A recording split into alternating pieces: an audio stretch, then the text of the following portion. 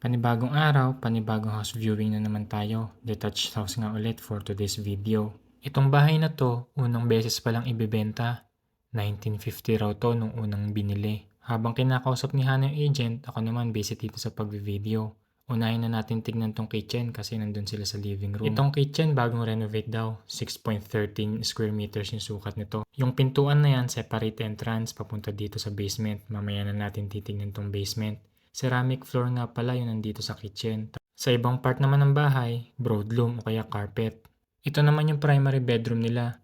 10.54 square meters yung sukat nito. Halos magkasing laki lang naman yung dalawang kwarto dito sa main level. 8.65 square meters yung sukat nitong pangalawang bedroom. Pareho nga rin pala silang merong closet saka window. Yung CR naman nila, 4-piece din. Sink, toilet, bathtub at shower. This time papakita ko yung bathtub at shower kasi meron ako nakitang comment sa previous video ko na bakit hindi ko raw pinapakita yung bathtub at shower, baka raw may sira. Kaya ito, pinakita ko na. Hindi ko pala naipakita kung ano yung view dito sa window ng primary level. Pero backyard lang din naman to, pupuntahan natin to mamaya. Next naman natin pupuntahan yung basement nila. Nagtataka ako dito sa basement nila kung bakit hindi nila ginawan ng kwarto. Sayang din kasi yung space. Ang naisipan nilang gawin dito sa basement, gawing recreation room.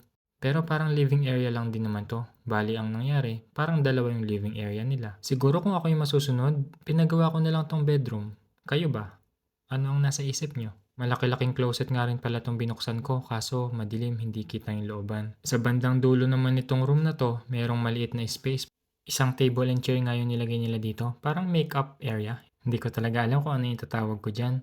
Dito naman sa kabilang part ng basement, nandito na rin yung extra storage nila. Nandito na rin yung furnace. Pero hindi na nila to in-enclosed. Open na rin siya. Saka itong laundry. Dito nga nila nilagay yung washer saka dryer. Saka yung tangke ng hot water. Saka meron silang malaki-laking chest freezer din dito. Meron din palang maliit na repair area dito. Yung parang kalikot area nila. Next naman natin pupuntahan yung kanilang backyard. Meron nga pala sila ditong backyard storage na pwedeng gawing covered parking lot. Pero sa ngayon, ginawa nilang storage. Ito ay papakita ko kung ano yung nandito sa loob. Medyo malaki nga yung storage dito. Marami kang pwedeng ilagay. Yung fence pala nila, sa likod lang. Walang fence na namamagitan sa bahay na to. Saka yung sa bahay sa kaliwang side. So basically, yun na yung bahay na to. Malaki yung lote sa likod. Pero yung mismong bahay parang maliit. Ibinibenta nga pala nila tong bahay na to sa halagang 550,000 Canadian dollars. Sa Philippine peso, 22.2 million pesos yon. Ano ang masasabi nyo? Sulit ba tong bahay na to para sa presyo niya?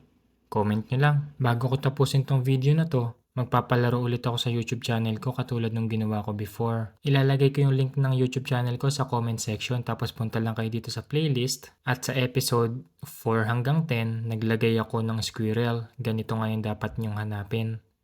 Kada isang squirrel na makikita nyo, 50 Gcash ang ibibigay ko sa inyo.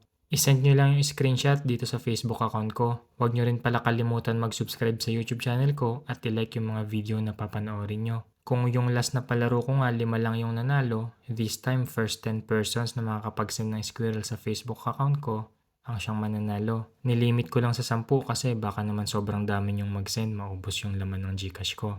Paunahan na lang yung 10. Dito ko natatapusin tong vlog. Hanggang sa muli, paalam!